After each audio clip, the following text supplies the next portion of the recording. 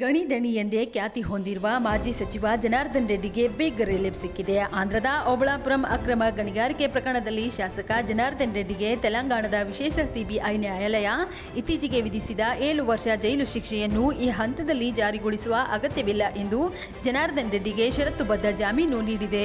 ಜಾಮೀನು ನೀಡಿರುವ ಕೋರ್ಟ್ ತಲಾ 10 ಲಕ್ಷ ಮೌಲ್ಯದ 2 ಷೂರಿಟಿಯನ್ನು ಸಲ್ಲಿಸುವಂತೆ ಸೂಚನೆ ನೀಡಿದೆ. ಅಲ್ಲದೆ ಭಾರತ ಬಿಟ್ಟು ಹೋಗಲು ಅನುಮತಿ ಇರುವುದಿಲ್ಲ. ಜೊತೆಗೆ ಪಾಸ್ಪೋರ್ಟ್ ಅನ್ನು ಕೋರ್ಟ್ಗೆ ಒಪ್ಪಿಸುವಂತೆ ಆದೇಶಿಸಿದೆ. ಕಳೆದ ತಿಂಗಳು ಮೇ 6ರಂದು ಓಬಳಾಪುರಂ ಮೈನಿಂಗ್ ಕಂಪನಿಗೆ ಸಂಬಂಧಿಸಿದ ಅಕ್ರಮ ಗಣಿಗಾರಿಕೆ ಪ್ರಕರಣದಲ್ಲಿ ಸಿಬಿಐ ನ್ಯಾಯಾಲಯವು ಅಂತಿಮ ತೀರ್ಪು ನೀಡಿ 7 ವರ್ಷ ಶಿಕ್ಷೆ ವಿಧಿಸಿತ್ತು. ಜನಾರ್ದನ್ ರೆಡ್ಡಿ ಜತೆ 3 ಜನ ತಪ್ಪಿತಸ್ಥರೆಂದು ಸಾಬೀತಾಗಿತ್ತು. ಬಳಿಕ ತೀರ್ಪನ್ನು ಪ್ರಶ್ನಿಸಿ ಜನಾರ್ದನ್ ರೆಡ್ಡಿ ಹೈಕೋರ್ಟ್ ಮೊರೆ ಹೋಗಿದ್ದರು. ಈ ಅರ್ಜಿ ವಾದ ವಿವಾದವನ್ನು ಆಲಿಸಿದ ಕೋರ್ಟ್ ತೀರ್ಪನ್ನು ಇಂದಿಗೆ ಕಾದಿರಿಸಿತ್ತು. ಸದ್ಯ ನ್ಯಾಯಮೂರ್ತಿ ಕೆ ಲಕ್ಷ್ಮಣ್ ರವರು ಸಿಬಿಐ ನ್ಯಾಯಾಲಯದ ತೀರ್ಪನ್ನು ತಾತ್ಕಾಲಿಕವಾಗಿ ತಡೆಹಿಡಿದು ಜನಾರ್ದನ್ ರೆಡ್ಡಿಗೆ ಜಾಮೀನು ನೀಡಿ ತೀರ್ಪನ್ನು ನೀಡಿದ್ದಾರೆ.